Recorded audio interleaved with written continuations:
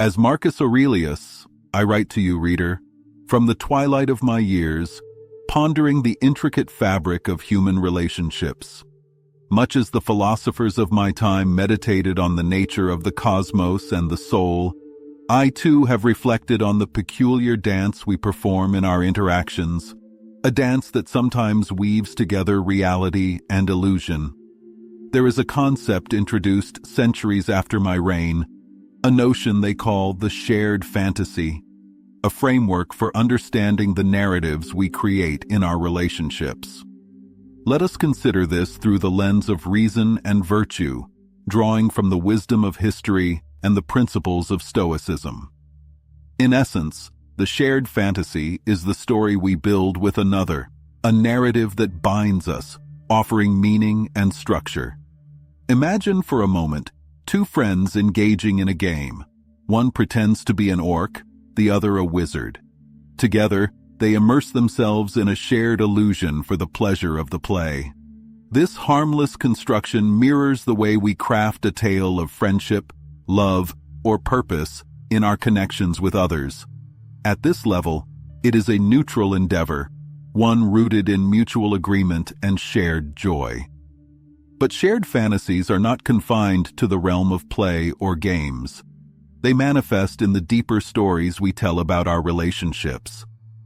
Picture two lovers who, in the early bloom of their romance, construct an idealized version of their union. Each sees the other as the hero of their private narrative. Over time, however, the complexities of life and the shadows of human imperfection seep into their shared story. What began as an idyllic fantasy can either evolve into a mature and grounded partnership or unravel into disillusionment. The path depends on whether the narrative remains anchored in reality or drifts into the realm of illusion. Consider historical examples that echo this dynamic. Antony and Cleopatra, whose passionate entanglement became legendary, lived a shared fantasy of love and empire. Their story, though grand in its ambition, ultimately faltered under the weight of their personal flaws and external pressures. Theirs was a cautionary tale of what happens when a shared narrative, unmoored from virtue and reason, spirals into chaos. At its heart, the shared fantasy serves as a mirror, reflecting both our highest aspirations and our deepest vulnerabilities. It reveals the human tendency to weave meaning into our connections, to seek purpose in partnership. Yet, as the Stoics remind us, we must temper this impulse with discernment. Not all fantasies serve our growth. Some entrap us in cycles of dependency or delusion. Let us then return to the metaphor of the friends at play. Just as the orc and the wizard must eventually set aside their roles to rejoin the real world, so must we periodically step back from our narratives to evaluate their alignment with truth. This practice, grounded in Stoic principles, is essential for fostering relationships that uplift rather than constrain. Yet, as history teaches us, even the noblest constructs can falter when untethered from reality. Consider the legend of Nero and his court. He surrounded himself with those who fed his delusions of grandeur. Together, they shared a fantasy, a vision of a benevolent emperor and a glorious Rome, even as the city itself burned. This shared delusion allowed Nero to evade responsibility, projecting his flaws onto others. In his court, sycophants played their roles in an elaborate fiction, each person complicit in maintaining the illusion. The poets sang of Nero's magnificence, the senators praised his wisdom, and the populace feared his wrath. It was not Rome's greatness they preserved, but Nero's fragile ego. This shared delusion ultimately consumed them all, dragging the empire closer to ruin.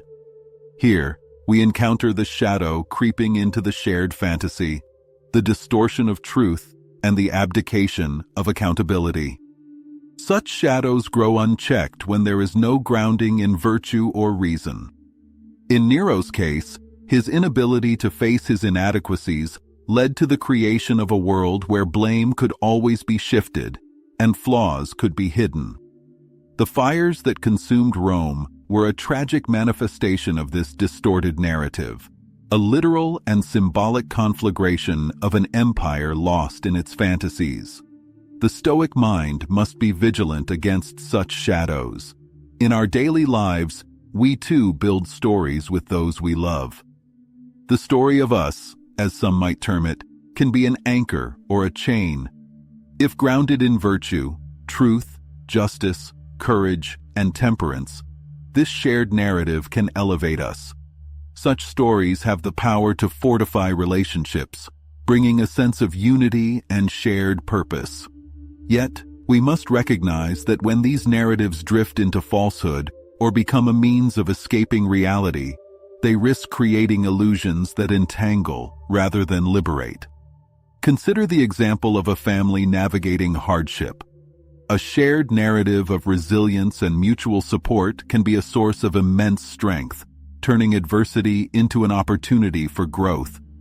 But if the narrative becomes one of blame or denial, it erodes the very bonds it seeks to strengthen. Stories have a dual edge. They can build bridges or walls.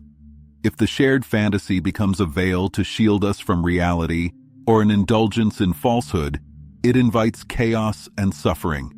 Take the tale of Icarus and Daedalus. Daedalus crafted wings for escape, a symbol of innovation and freedom, but Icarus, lost in the illusion of invincibility, soared too high and fell. Their shared story began as one of ingenuity and survival, but became a cautionary tale of overreaching fantasy detached from reality. Thus, as Stoics, we must anchor our shared narratives in the solid ground of reality, ensuring they reflect truth and virtue rather than mere desire. Only then can these stories serve as pillars that uphold our lives rather than chains that confine them. A more pernicious form of shared fantasy emerges in toxic relationships, such as those involving narcissism. In these, one party, like a tyrant of old, crafts a grandiose, exploitative illusion, positioning themselves as the hero or deity while casting their counterpart as the lesser. This dynamic recalls the tyrannies of Caligula or Commodus, who demanded worship and obedience, constructing a delusional world where their flaws were erased and dissent was treason. Much like these emperors, the narcissist's world becomes an echo chamber of false affirmations and grandiosity, leaving their counterpart isolated, confused, and diminished. In these relationships, the shared fantasy becomes a prison.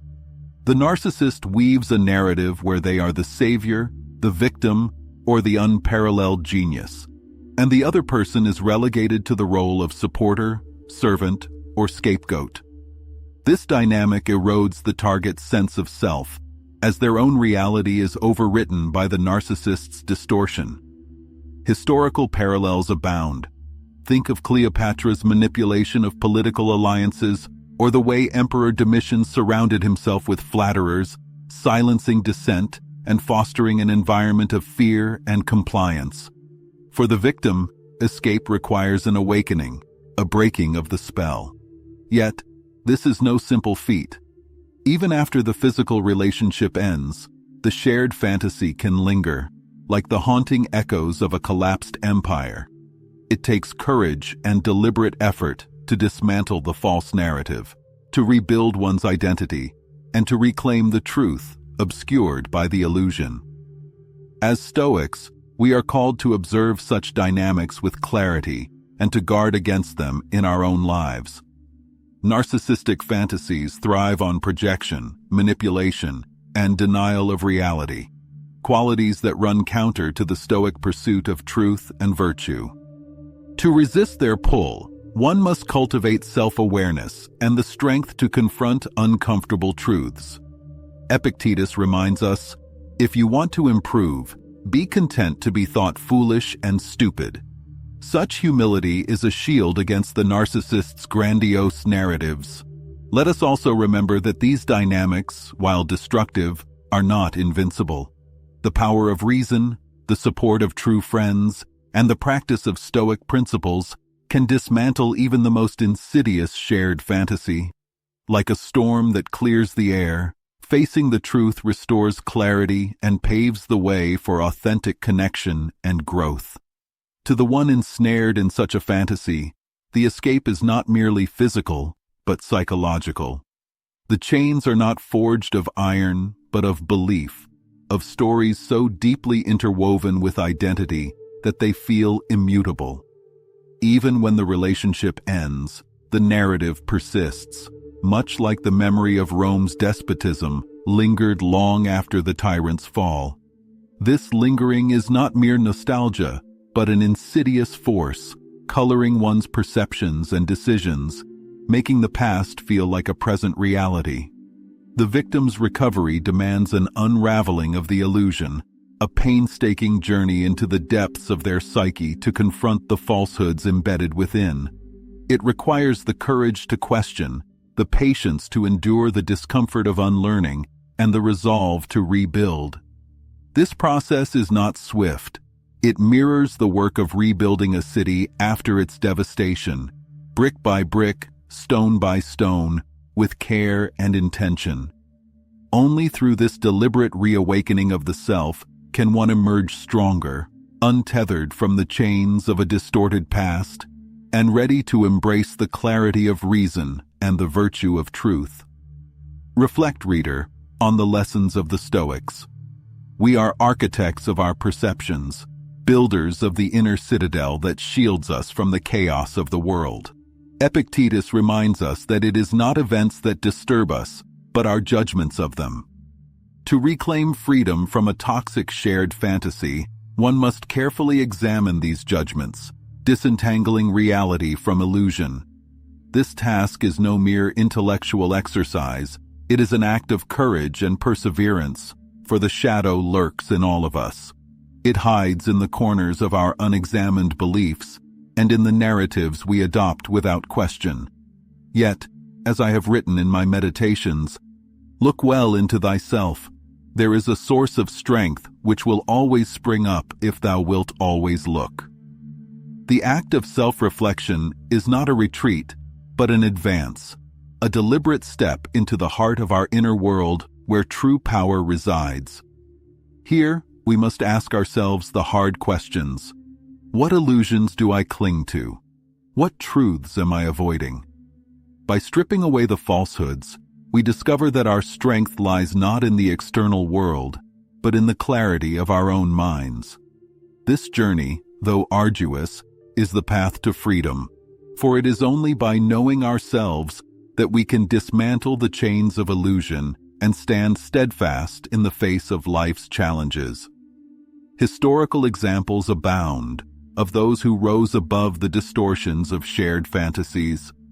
Consider Scipio Africanus, who refused to let the whispers of envious rivals cloud his vision of virtue and duty.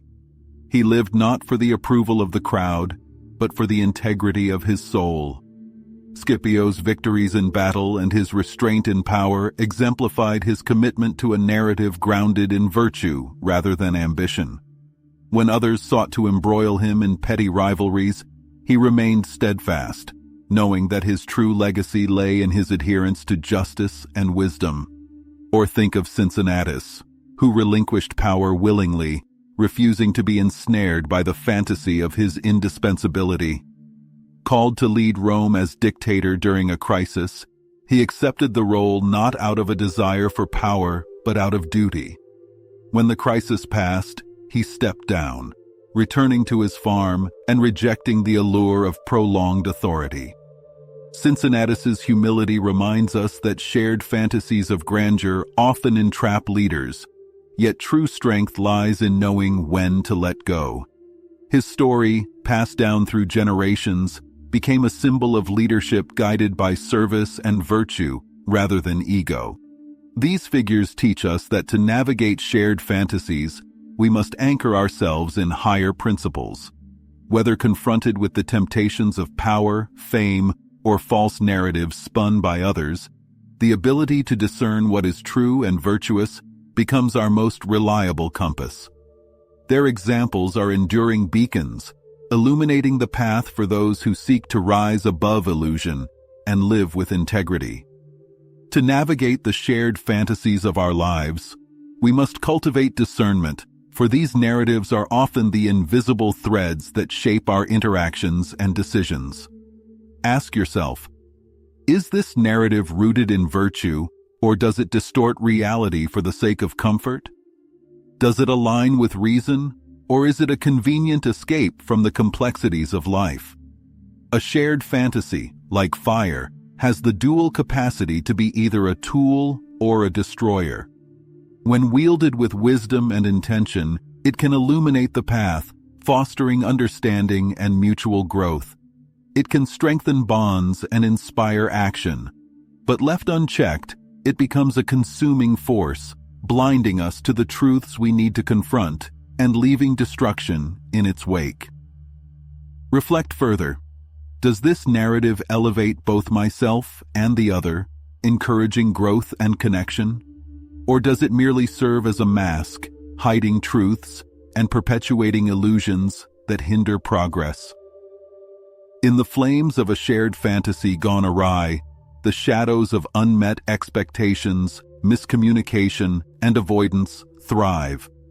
Much like the myths of old, where hubris and delusion led to downfall, our unchecked fantasies can trap us in cycles of unfulfillment and discord. The Stoic approach demands constant vigilance and courage. By anchoring ourselves in virtue and truth, we temper the risks of shared fantasies and harness their potential to enrich our lives. Only then can we ensure that these narratives serve as foundations for growth and not as fragile facades destined to crumble. Let us strive to be vigilant stewards of the stories we build. Whether in friendship, love, or leadership, let us anchor these tales in the bedrock of truth and virtue, for only then can they withstand the trials of time. Consider the nature of these narratives. They are not mere entertainment or idle musings, but the frameworks through which we make sense of our lives and our connections. Each story we tell shapes our perception of the world and our place within it. The Stoics teach that the mind is the seat of our power, the architect of both our suffering and our joy. Thus, to shape our minds with intention is to shape the world we inhabit. When shadows creep in, those insidious doubts and distortions that threaten our peace, we must not turn away. Instead, we must face them with the steady light of reason, asking ourselves, what is true? What is just? What aligns with the virtues I seek to embody? This vigilance is not merely a defense against error, but a proactive cultivation of wisdom. Through reflection and disciplined thought, we can transform even the most challenging circumstances into opportunities for growth. As Marcus Aurelius himself pondered, what stands in the way becomes the way. By confronting the shadows with courage and clarity, we illuminate not only our path, but the paths of those who walk beside us. Remember, as I have written, the happiness of your life depends upon the quality of your thoughts. Guard these thoughts well, for they are the architects of your reality. When your thoughts are rooted in truth and guided by virtue, the shared fantasies you weave will not be chains that bind you, but wings that lift you to greater understanding and connection. Think of the mind as a garden. Neglected, it becomes overrun with weeds of doubt and illusion. Tended with care, it blossoms into a sanctuary of clarity and peace. Nurture your thoughts with discipline, and the narratives you create will reflect not only your highest aspirations, but also your deepest truths. Through this vigilance, you transform every challenge into an opportunity to grow, every shadow into a lesson, and every shared story into a testament to the enduring power of reason and virtue. Our lives, complex as they may be, are often a tapestry of intertwined narratives. These narratives are not inherently harmful. They give our relationships color and depth, much like the vibrant mosaics adorning the halls of Rome. But the challenge lies in discerning when these stories enhance our lives and when they obscure the truth. Take the example of Julius Caesar's betrayal by Brutus. Their relationship was built on trust and shared ideals, or so it seemed. When the illusion shattered, Caesar's famous cry, "Et tu, Brute," encapsulated the pain of a shared fantasy turned to ash. This tragedy reminds us of the impermanence of human constructs and the importance of grounding our relationships in reality. Moreover, the shared fantasy is not limited to personal relationships. It permeates societies and empires. Consider the Roman populace's belief in the divine right of emperors. While this narrative unified the empire and lent authority to its leaders, it also enabled despotism when unchecked. A Stoic must always question the stories they are told, seeking the truth beneath the veneer. In my own life, I have witnessed the dual nature of shared fantasies. As emperor, I was the subject of many. Some painted me as a philosopher king, others as a detached ruler. Neither was entirely accurate, yet both influenced my relationships and decisions. The key was to remain steadfast in my principles, refusing to be swayed by flattery or criticism. We must also address the role of projection in shared fantasies. When we attribute our own qualities or desires to others, we risk distorting reality. This projection can be a defense mechanism, shielding us from confronting our own shortcomings. However, as the Stoics teach, true growth comes from self-examination and the courage to face our inner flaws. To illustrate, let us revisit the story of Narcissus from Greek mythology. Narcissus fell in love with his reflection, unable to see beyond the illusion. This tale, though ancient, mirrors the dangers of becoming ensnared in a shared fantasy. When we prioritize illusion over reality, we risk losing ourselves. Thus, the practice of Stoicism becomes indispensable. By cultivating mindfulness and self-awareness, we can navigate the complexities of human relationships with clarity and integrity. The shared fantasy, like any human construct, can be a source of joy or suffering. It is up to us to guide its course. As I conclude these reflections, I urge you, reader, to approach your relationships with both an open heart and a discerning mind. Embrace the stories that uplift and inspire, but do not shy away from questioning those that bind and constrain. For in the end, it is not the narrative itself that defines us, but how we choose to engage with it. May your journey be guided by wisdom and virtue, and may the stories you weave bring light to your life and the lives of those around you. Remember always, you hold the power to shape your reality. Guard it well,